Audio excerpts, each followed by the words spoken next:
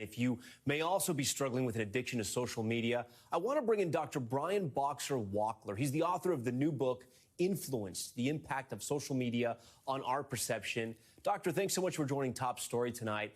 And before I ask you more about the research in your book, I do want to first ask you about your experience. I know you suffered from a serious addiction to social media. You called yourself a digital deadbeat dad, and you're not a psychologist, you're not a psychiatrist, you're an ophthalmologist. So talk to me about your journey and why you wrote the book. It was really unexpected because during the pandemic, when life slowed down, my twin daughters, who were 14 at the time, said to me, "Dad, there are some really good doctors on TikTok, and if you're interested, we can help you get started." And I said, "As long as you don't make me dance, I'm in." So they got me started, and I found a niche pretty quickly, observing that there's a lot of viral videos in the health realm, particularly, that may not necessarily have accurate health information that people are relying on. So I started duetting or calling out those videos and developed a little hat with a blue hat saying CAP, because CAP is Gen Z ease for not true, or calling out the videos that were true and endorsing them by saying that they are not CAP, which means true. And I found that these videos were getting hundreds of thousands or millions of views, and I'd wake up in the morning and find that I have 20,000 new followers. And this just became a vicious cycle of more and more wanting to get that dopamine hit, and that's what makes you feel good. That's what's happening here under the surface. And dopamine is a neurochemical in our brain that's the same exact one why people get addicted to other things such as gambling, sex, and drugs. And it just spiraled out of control for me and caused a lot of stress with my family. It's incredible that that kind of relief you get, that hit of dopamine, is the same from drugs or gambling that it is for social media.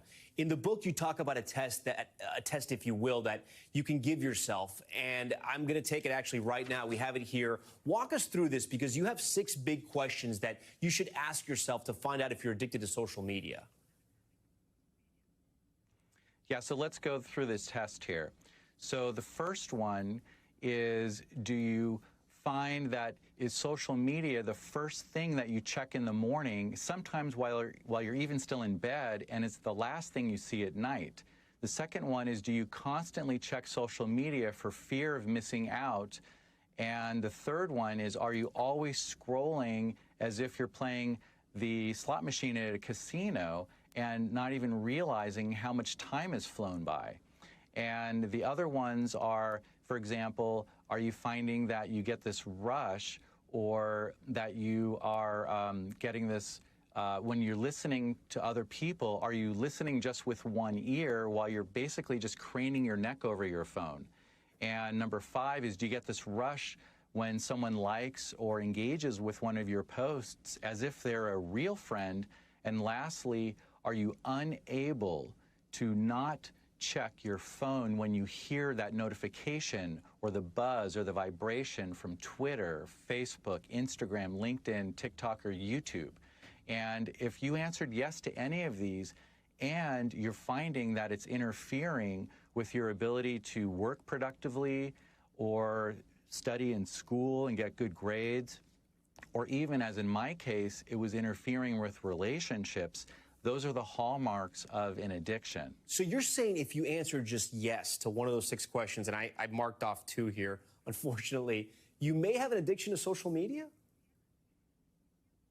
You could, but you have to also answer the other question, is it interfering with activities in your life?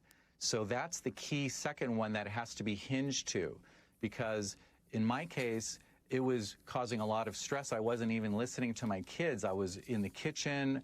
I work off of an iPad for TikTok and Instagram, for example, and they'd be telling me about their day as their dad, which normally you'd be really interested in, but I was so engrossed. Right. I was pulled into that world. You got hooked. Doctor, real quick, because we're running out of time, give us some healthy tips on how to get off that social media addiction, or should you just stop cold turkey?